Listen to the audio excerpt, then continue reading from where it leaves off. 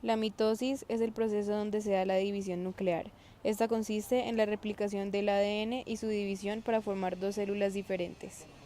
Al empezar la mitosis, la célula está en interfase. En esta fase, el ADN no está condensado, está como cromatina, contenido en un núcleo definido. Los centrosomas y demás organelos ya han sido duplicados y la célula ya está lo suficientemente grande para que se empiece la división. Profase.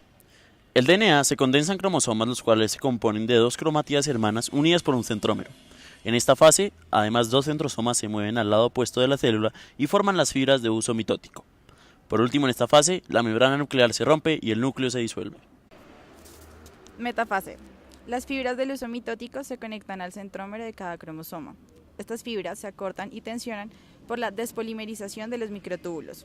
Lo anterior causa que los cromosomas se alineen en el centro de la célula.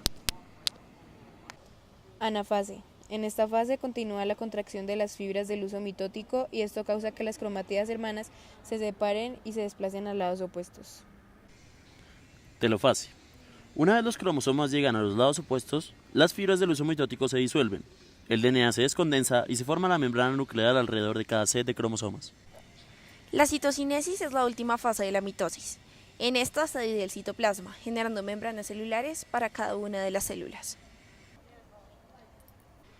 La meiosis es el proceso mediante el cual los cromosomas homólogos se dividen.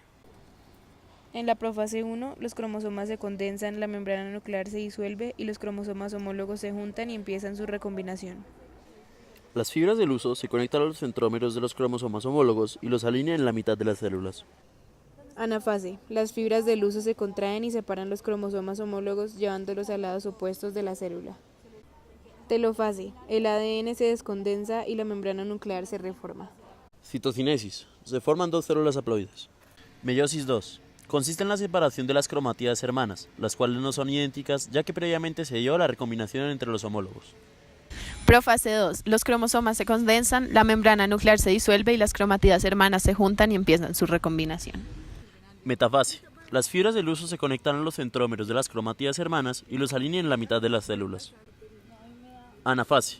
Las fibras del uso se contraen y separan las cromatídas hermanas, llevándolas a lados opuestos de la célula. Estas ahora se hacen llamar cromosomas. Telofase. Los cromosomas se descondensan y la membrana nuclear se reforma. Citocinesis. Se forman 4 células haploides.